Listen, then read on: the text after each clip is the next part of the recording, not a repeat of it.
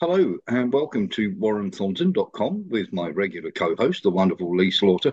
We're joined by James Rossi of the Workers' Party campaign manager and the wonderful Nadia Klok, who is, if I'm right, correct me if I'm not mistaken, the London Secretary of the Workers' Party of Great Britain. Is that correct? That's correct. And I'm now standing in as a candidate in Brent West. That's correct. So she's standing as a candidate in Brent West. Lee and I have a few questions for Nadia, and James will be putting his 2 cents worth in. Nadia, first of all, tell me a bit about yourself. You spent a considerable amount of time, didn't you, in Holland, looking at the people there and how they were treated compared to the people in England? So I'm born and bred from Kenton. So I'm from Brent. Mum's from Sudbury Hill. My grandparents came in the 1950s to Sudbury Hill, Perivale. And about 4 years ago, I came back after living in the Netherlands for 7 years. And I didn't live in Amsterdam. I didn't live in Rotterdam. I didn't live in the cities where it's full of expats and tourists and, those who don't even bother learning Dutch. I lived in the east, in the countryside, where most of the Dutch, they don't really speak English. So that was an insight for me. It was, I was living with, just normal working class people, very down to earth. And what I saw, traveling around, you'd hardly see any homeless. And it's because the system they have, the protections they have in place for people who lose their jobs, who have financial problems, it's very civilized. It protects working class people. So, for example, if you're working with a company for a 1 year contract and your contract ends, it's not getting renewed or you get fired, what have you, you'll get a month full pay after that, and then the month after, I think half pay. Yeah. But at least you get those 2 months to, look for something else, rest, and what have you. So They that's similar to the old unemployment, the old dole in the UK back in the 70s. You used to get like, I think, three-quarters of your pay, Yeah. But you two-thirds. should have that financial backing, because the thing is, if you're stressed about, oh my God, I'm one pay slip away from being kicked out of my house because you're renting or what have you, that brings you unnecessary stress, and it just creates this spiral, And a cycle, yeah, which yeah, where you're just going to go further and further down. Well, yeah, that's quite a marked observation, actually, Nadia, because if you go back to the 70s in the UK, I know it's far too old for you, but we got to the 70s, you used to get, I think it was three-quarters of your previous pay, yeah, and you get your mortgage interest paid in full, not a loan like they do today. So we've had a proper social system in the past, and it's been destroyed by successive governments of both colours yeah. since the 70s onwards. So for you to sort of comment and make that marked observation that the Dutch system is very much like the old British Oh system. yeah, yeah, yeah, yeah. I mean, their healthcare system isn't like our NHS. It used to be, but they went into insurance companies, and the only problem I did find in Holland, it was their healthcare system, because I'd have a health problem and I'd be going, 7 times to the GP, and they'd say, "I'll just take paracetamol, I'll just rest for 2 weeks, la la la la la." And they wouldn't refer me to a specialist in the hospital. And it's because every time you visit the GP, they're getting more money from your insurance. Right. So there's Ah. that kind of system there, and it's turned health into a business. That's where I was really frustrated. So there, I think maybe in future, I've heard rumours that they might actually change that back into a state-owned system, which I think is much, much better.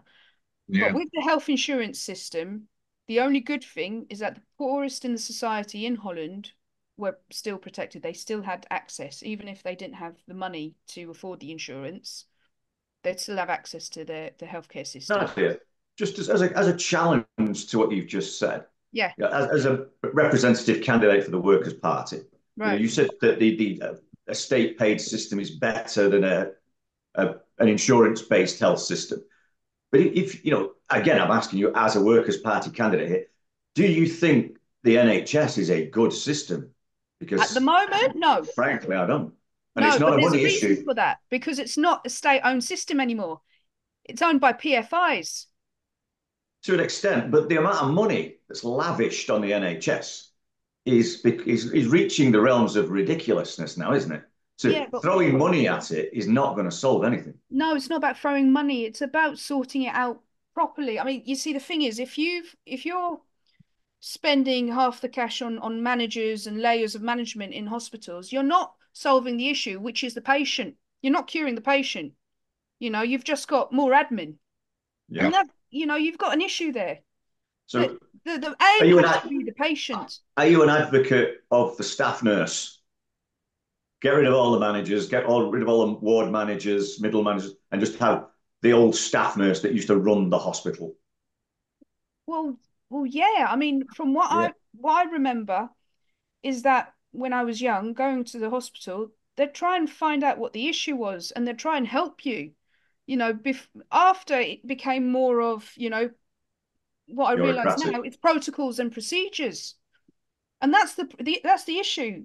Curing the patient, half of it is the stress that causes a problem as well. So don't add protocols and procedures as well, because that only protects the owners of the hospital, the insurances. That's who it protects. It doesn't protect the patient. It doesn't solve the issue of curing the patient. You see, there's some things you can't privatize, and I think that's the healthcare system, the education system, because you just can't turn them into a business. And politics. No, absolutely right. Let's let James jump in here. Would you agree with what Nadia has to say there, James? Yes, I would, absolutely. I'm a strong advocate for the healthcare system, being a national health system. I understand what Lee's saying about the money, and I can see that from a lot of people's perspective who probably don't have the full picture of what's going on. It's frustrating, but I believe that there is too much management in the hospital system. I think it's deliberately done to mismanage and misspend money. I think a lot of the outsourcing is costing more than what it would if it was in-house. So that's where a lot of money is going, to these American pharmaceutical and medical companies that are now taking over large chunks of it through outsourcing. It needs to come back in-house, and it needs to be run properly, and it needs to be run the way it used to be run. And I am an advocate of the old system of the staff nurse, the matron, if you like. The reason why it is running the way it is isn't because the money's not working, and it isn't because it's failing. It's because it's deliberately being failed, and it's deliberately being done because they deliberately want to privatise the whole system. Let me challenge you on that as well. Let me challenge you on that as well, because I'm not going to disagree with what you just said, but I'm going to challenge what sits behind it, because politics, everybody wants to just throw money at this. Everybody says, with this conversation, there's too many management layers. And that's all true. But where does it come from? Because you can't fix it in England. You can't fix it in the UK, because this is mandated. It's I talk about dots on the board, James. This is one of those dots. The EU, the UN, the WEF, the World Health Organization, they dictate the way these things are run. And all of that is done beyond and above government. So government can't change anything. It's like immigration. They all talk about, we'll stop immigration, we'll stop the boats, we'll do this, we'll do that. They can't. They can't, so they just make noise. And the NHS is exactly the same. It's not about privatisation. It's about devolving it. Lee, I'm going to disagree with you there. I don't believe there's such a word as can't. If you want to achieve it as a government, and if Galloway... Okay, my challenge to you as a party, which is where we're going, my challenge to you as a party, how are you going to do that? You go for the top. We're gonna take charge of the government. So you're gonna go after Klaus Schwab? If we need to, definitely. There is nobody in Parliament that makes these decisions, is what I'm saying. Well, there will be if George Galloway gets elected. Put it that way. While we're moving away from that for a moment, I do want to talk to you, Nadia, about your and get your opinions rather than ours. Very, very simply, you've got these people running against you. The wonderful Bastien de Medici Jaguar from the Green Party. Wonderful. What a great name. got to get him. Medici. I said, well, is that from the Medici family? Yes, De Right, yeah, Medici, you never know. De Medici Jaguar, Paul Barber of the Lib Dems. Come on if you want, Paul. Probably use all the help you can get. Sushil Rapatwar from the Conservative and Unionist Party. Only need to put an E in there, Lee, and you've got Repeat War, which would be a great surname to have, wouldn't it? For the main parties, yeah. The other one is a very interesting character, and I do want to take a moment, and then I'll let Lee jump in with a supplemental. Is a gentleman called Barry Gardner of Labour. Now, he has been to Israel on a trip with the Labour Friends of Israel.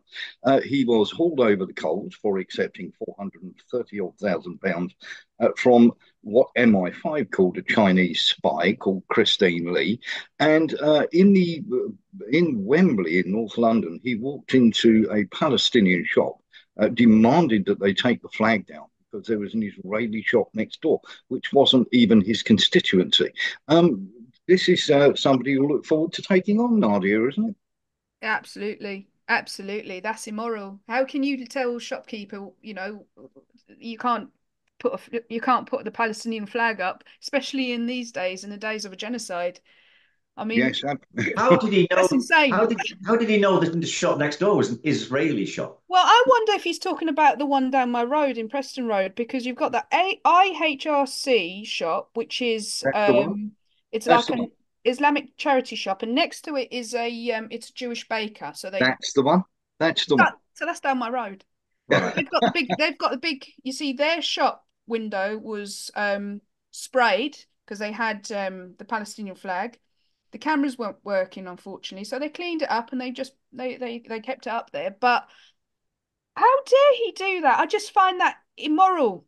At the end of the day, the International Criminal Court has said plausible genocide. This is the highest court on the globe saying this. And he's demanding for the Palestinian flag to be taken down.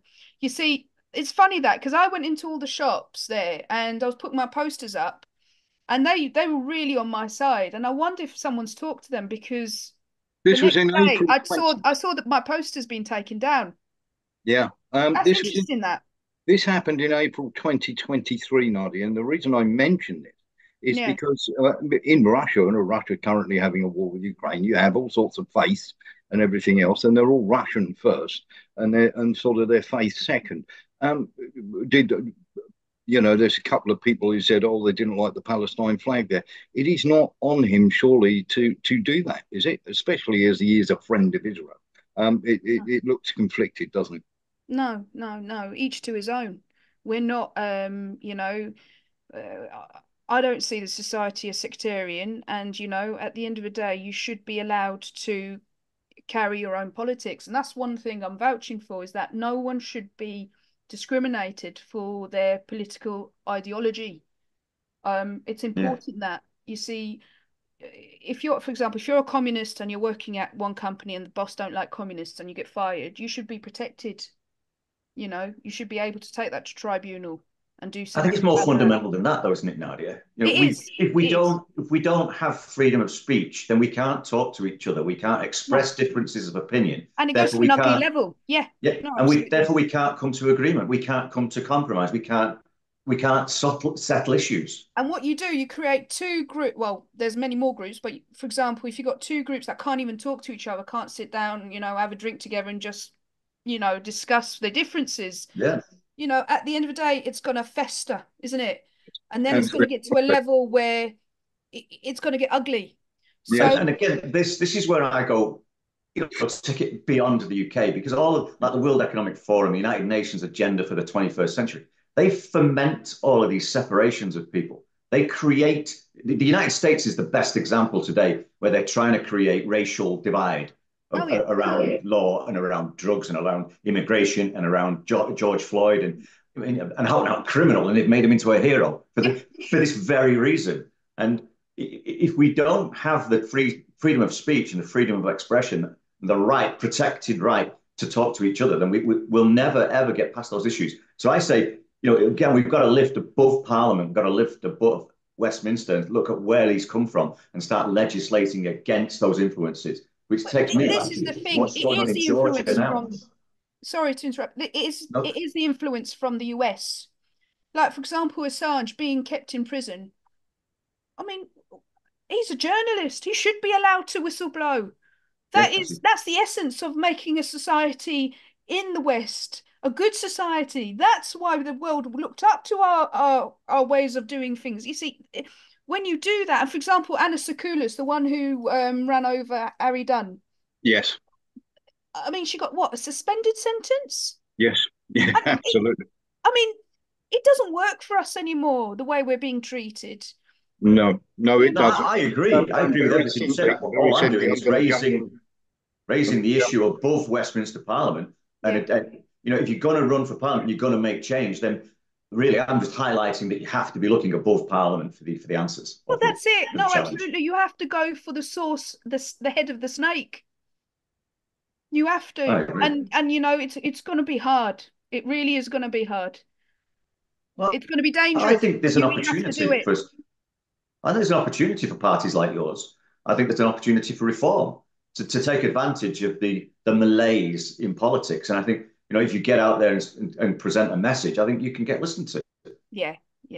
I hope so. God willing, I hope so. But, you know, it's what I have now. It's my two legs. It's just knocking. It's going to the shops. You see, the short amount of time that Rishi's given me, the only thing I can do is just go to all the shop windows and say, listen, can you hold it? But what you said, Lee, Warren, about Barry Gardiner going into the shop and saying, oh, take that down. Yeah. I wonder if someone's been going into the shops and saying, take down my poster, which I think is illegal. I think it is, because it's canvassing period. It's our democratic right. I'll check with them anyway, just to see. Absolutely do, because I'm going to bring James Rossi in here when it comes to Barry Gardiner. And he was also part of, he was Minister, I believe, for Energy and Climate Change. And he was also, his foreign policy was very much pretty disastrous, as was his local policy. And also the other thing that also struck me about Barry Gardiner is he was very much anti-Brexit, James Rossi, and blocked various attempts, obviously, when we had that malaise in the Parliament. James, you're helping Nadia, obviously, with her campaign. Is this a person you're looking forward to debating on stage, yourself and Nadia? Yeah, I think from the sounds of it, I mean, he's not done very well as a politician. He's not very professional. You can tell that by the fact that he goes into shops and tells people what they can and can't put up. He sounds to me like he's a bit of a bully boy. So yes, I always like to rise to the challenge of challenging bullies. And the wonderful thing with people like him is they generally think people who are beneath them and who haven't had the maybe privileged education are not that intelligent. And I love that, because then you get to meet them and have the debate with them, and you completely and utterly destroy them because you are intelligent and they're the stupid one. Yeah, and I'm going to bring Lee Slaughter back in on this one, because Lee, and I know your views are very trenchant, but run it by me how somebody can accept 450k from the MI5 called a Chinese spy from Christine Lee. How does that happen? You've run for Parliament, Lee. How do you get 450 grand from a Chinese spy? Well, nobody's ever offered it to me. Because, so let's be clear. It means sovereignty compromise. That's what it means. It does. And again, the best example of this, or the most open example of this, is in the United States at the minute, where the number of congressmen and senators are taking millions of dollars, both from the American-Israeli AIPAC. Yeah. And then the other half are taking it from the Chinese. I mean, the Biden family have taken something like $105 million from Chinese companies. So you see it there, because their media, their alternative media, is far more aggressive than ours. And you see it in the UK with the Conservative Friends of Israel, the Labour Friends of Israel. And then you get Cameron, who's Lord Cameron, Foreign Secretary, who was doing business in China just before he was appointed as Foreign Minister. You don't get those kinds of opportunities if you're you and me. You get them because of who you connected with. And Nadia's right. This is about compromising of national sovereignty. It's about a betrayal. It's about a compromising of the individual, who then cannot be trusted to look after the... Can you be trusted, Nadia? Can I what? Can Sorry. you be trusted? Well, I haven't. Yeah, yeah, yeah. I'm a mum of two. I'm a decent human being. I haven't got anyone funding me, and I'm doing this from the savings that I've saved from a couple of Fantastic. years. I'm going to address the elephant in the room, Nadia, because we're always perfectly fair on this show. And if I didn't ask you a tough question, we wouldn't be the journalists that we are. Go for it. What about those the fairly ignorant people who are going to turn around and say, "Oh, it's only because you're black and or you're a person of colour and you're obviously a raging anti-Semite"? What would you say to people who would come out with that? Well, just walk on. You can't. How can you argue with that? You know, it's a plausible genocide. 16,000 children have been killed. You know, More. use your common sense. We can't have allies like this. We need allies that abide by the Geneva Convention. Otherwise, what the message you're sending to the other people around the world is, right, we agree with what they're doing. So if war comes on our doorsteps, that means they think, well, okay, we can do it to your children. Yes, absolutely. Absolutely. You have to keep warfare above the belt. You can't let it go beyond that. I mean, This is a contrast we made on the show with the other day, Warren, wasn't it? The Yeah. contrast with the Russian military is directly engaging Ukrainian military assets and avoiding civilians, where the IDF is directly targeting civilians. but this Yeah. is it. I mean, how can you ally yourself with that? What kind of message are you sending to the rest of the world? I mean, yeah, no, It is. Yeah. It is one of those, and I'll bring James Rossi in here on this. This we seem to be our politicians all seem to be friends of Israel, whether it's conservative friends of Israel or Labour friends of Israel. Is it not time for a change? Because Israel, there is quite obviously. Now, I don't give a damn. As we're three of us, apart from Nadia, the three of us here are all ex-soldiers. I don't give a damn what flag you're standing under, James. If you start killing kids, you're a war criminal, aren't you? Yeah. Yeah, absolutely. I mean, you know full well my view on this, Warren, and my view hasn't changed at all, regardless of anything that comes my way. It's a genocide and it's an ethnic cleanse, and that's my opinion. I stand by it, and I'll stand by it no matter what, and I always will, because I know what it is. We're all ex-soldiers, as you said. We know the rules of engagement. We know the rules of war. We know right from wrong, and every one of us who's an ex-soldier, unless you're an absolute racist bigot, will turn around and agree that this is an ethnic cleanse and a genocide. And it's, for me, it's more compounded and it's more relevant in this case because the Palestinians don't have their own country. They don't have their own army. They don't really have their own police force. They've got nothing.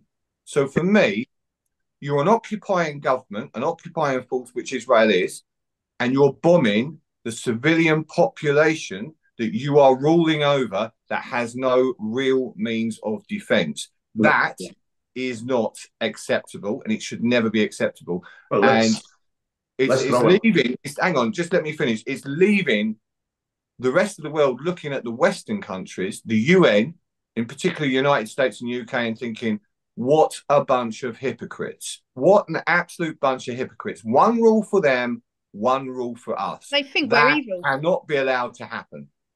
Yeah, Nadia? Yeah, well, they think we're evil. They think we're Satan worshippers, and this is the thing.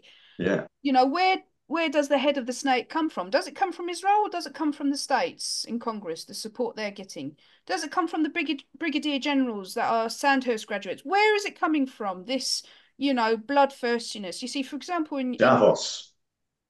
Well, Fallujah, for example, you know, what happened in Fallujah? Yeah. It was a disaster, and you can see it. There's a Twitter account called @FDefects, and you can see the result of Fallujah. Yeah, and the Americans have celebrated it like a trophy. They've named their warship, the USS Fallujah. Yeah, and here's the thing. Well, when we're talking about that, we're talking, you know, in Iraq, we're talking 500,000 children who are now suffering, but many of them are suffering from blastoma cancers. Obviously, from the depleted uranium shells fired by the warthog A-10s. Yeah. Don't we in the West? Bear with me a minute, Warren. Yes, don't we like Bush and Blair have a case to answer here? They'll end up running the WEF when Schwab steps down, won't they? Oh yeah, you know, I'll be happy the day they go to The Hague. I'll be really happy. I think there needs to be an investigation reopened. I think this country needs to clean its history. Yes. Will you be pushing for that? Will you be pushing for people to go to The Hague? Yeah. Yeah, I am. I really am. I've had enough of warmongery, and I've had enough of the politicians destroying the morale of soldiers here and the people because of unnecessary wars on innocent people that are just getting by. It's all about economic warfare, economic control. You know, even with what's happened in Syria, because of a failed gas deal with the West, because Assad said, well, how about my old allies, the Russians? They've been with me, you know, through time and time. You know, then it starts with rebels, it starts with instigating a resistance and what have you. And, you know, then all of a sudden you see ISIS blossoming. And actually, and us paying them. well, this is the thing, yeah. Where, you know, who actually instigated this? Who actually started this ball rolling? So it's a lot of coups d'etats around the world. It's because, you know, some of our establishments in the UK and the US, they want leaders who are going to, you know, comply with our deals, our, you know, our ideologies. So it is one of those, isn't it? We have become what we despise. But very quickly, I need to ask you, and Lee may have another question on top of that. Where do you stand on energy and climate change? Will you be telling people to turn off everything whilst buying a beachfront property? No.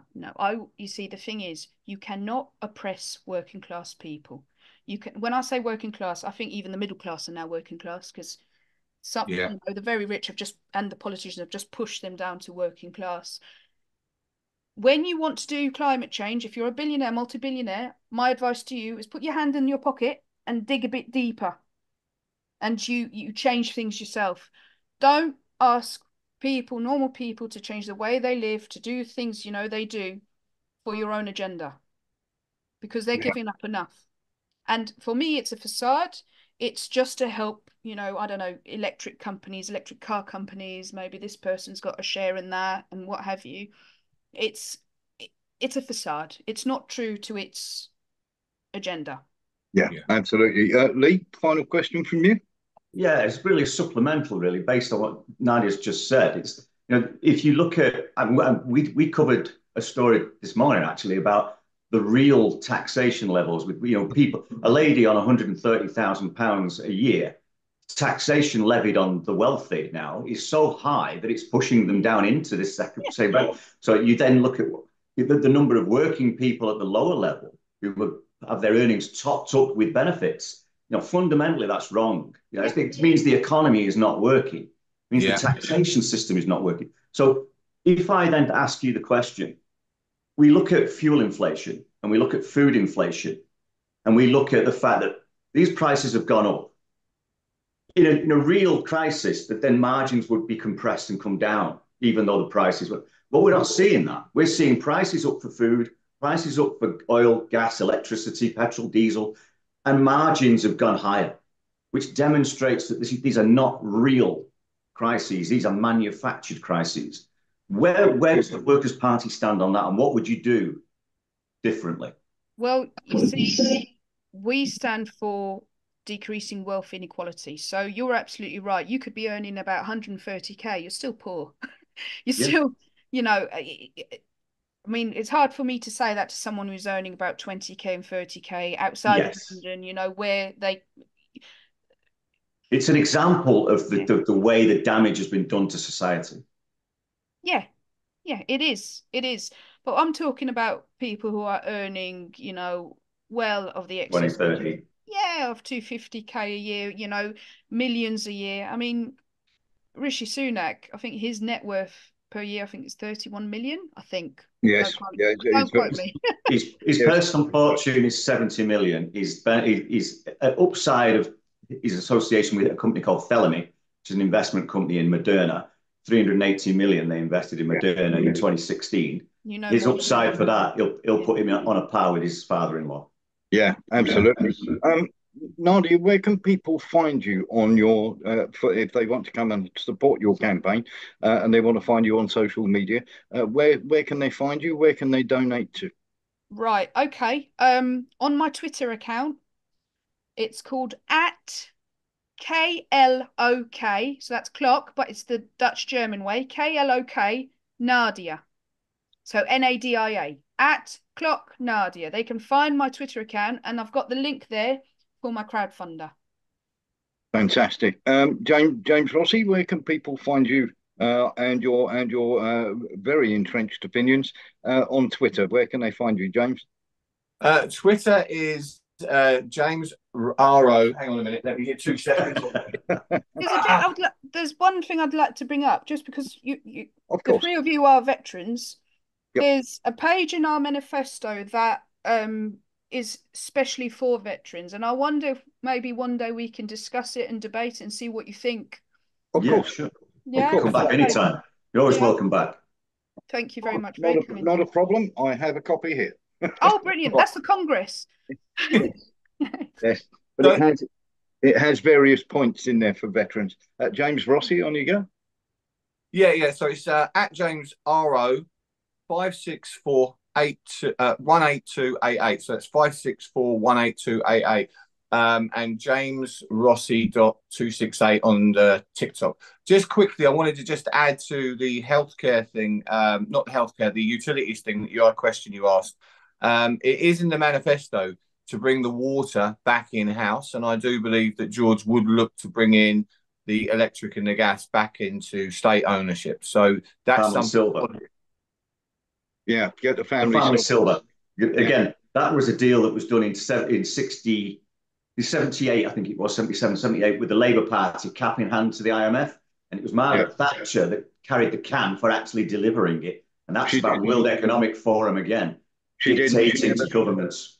She didn't. She never spoke up about it. Nadia, do come back and see us, and we'll have a chat on the veterans page of the Workers' Manifesto Party. Let's come do back that. and see us before the general election. Thank you and James for both taking your time out to speak to us. Thank you so much for having me. It's all right, not a problem at all. And anybody who's watching the show, if very, very simply, you can find us at warrenthornton.com. This will be up on our webpage. And we will also put a little flyer out there so that you can find out where you can get it. And we will also put the link up for Nadia's page so that you'll be able to go and donate if you're fed up of various politicians, either taking money from Chinese spies or indeed taking stuff down from shop windows or indeed popping off to Israel for a quick visit. It is one of those. Don't mind a little money from a Chinese spy. I'm sure Lee could do with a bit of that. I'll have some. Thank you very much for being here today and watching the show. But for the time being, it's goodbye from James and Nadia. Goodbye. And it's goodbye from me. And it's goodbye from them. Goodbye. Goodbye. Thank you.